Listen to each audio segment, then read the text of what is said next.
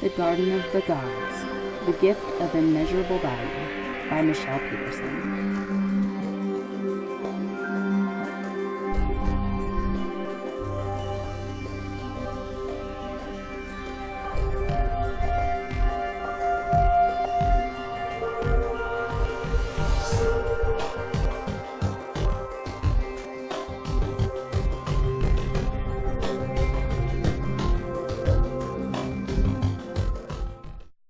The Garden of the Gods is a land of pure beauty, located in the Colorado Springs area of Colorado, along the border of the 14,000-foot Pikes Peak mountain range.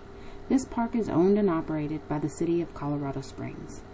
Every year, millions of visitors from around the world come to this 1,367-acre park, which has been designated as a National Natural Landmark.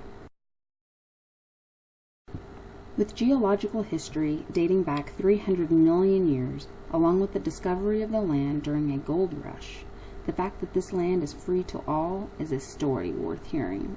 Let's talk about how this land became the gift of immeasurable value. About 240 million years ago, the ancestral Rockies were being eroded by water and ice. The sea entirely covered them due to their lack of height, making this land an inland sea. Once the sea began to retreat, it slowly moved west, leaving Colorado. Large glaciers then eroded these massive mountains during what is known as the Ice Age. The next large phase was the movement of the tectonic plates.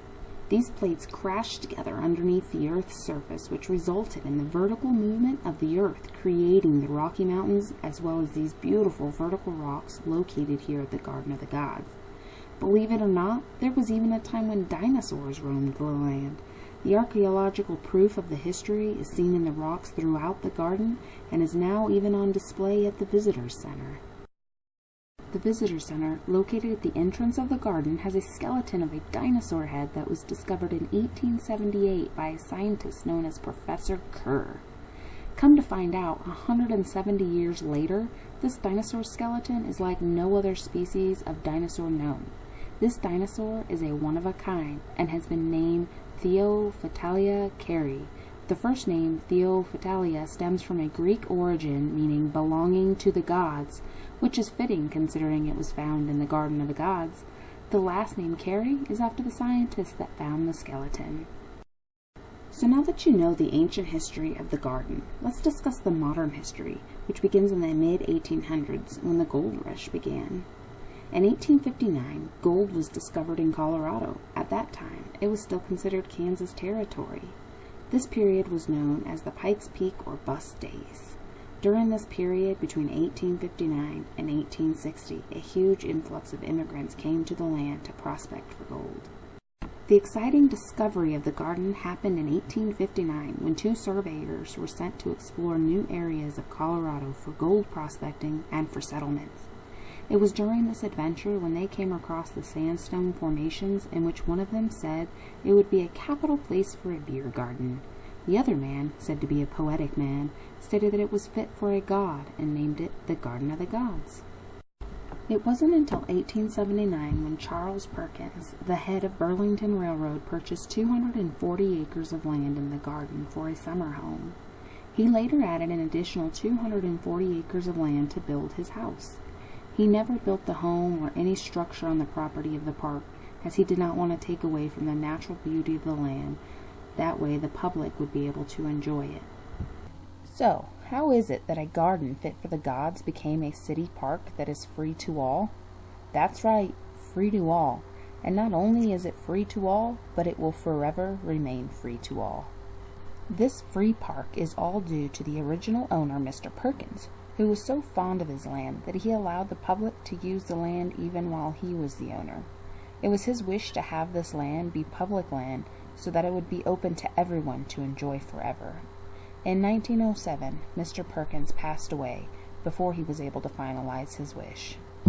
However, his children, knowing his wish, did what they knew their father wanted and turned the 480 acres of land over to the city of Colorado Springs.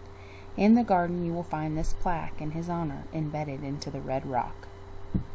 They did this with 5 rules in place. Number 1, the park must remain free to everyone forever. Number 2, that no alcohol will be sold or distributed at the park. Number 3, no structures will be built or erected except when necessary to run the park. Number 4, will forever be named the Garden of the Gods. Number 5, that no retail sales will take place within the park. Since the park was given as a gift to the city, a lot of changes have happened to continually make it a place of recreation and history. One of those such changes is the trading post, which was built in 1920 by Charles Strassenbach. The original building was built to resemble the homes of the Pueblo Indians. However, between then and now, this building has been rebuilt and expanded on 6 times, which has made it Colorado's largest art gallery and gift shop. Let's watch a short video on some of the items that can be purchased and seen at the trading post located just off of the park grounds.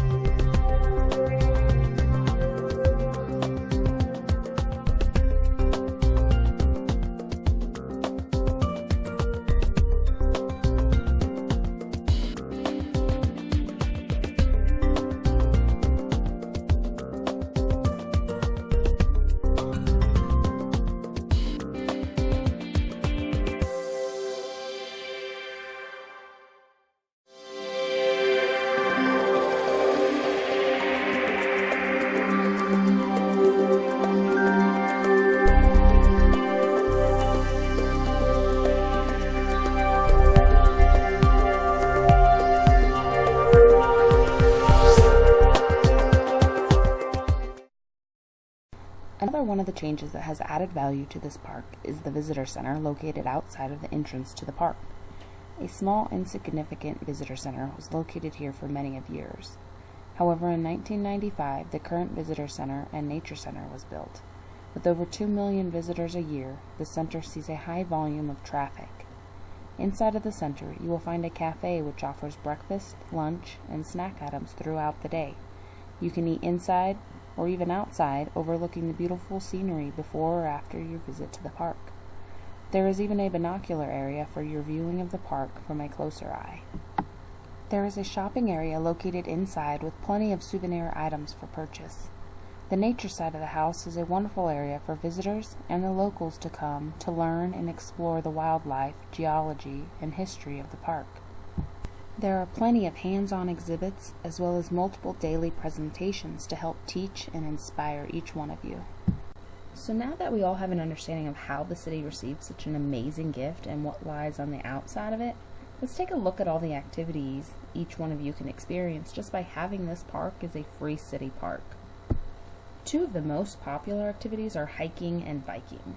There are numerous trails throughout the park for both. These trails range from the beginner to the more adventurous advanced trails.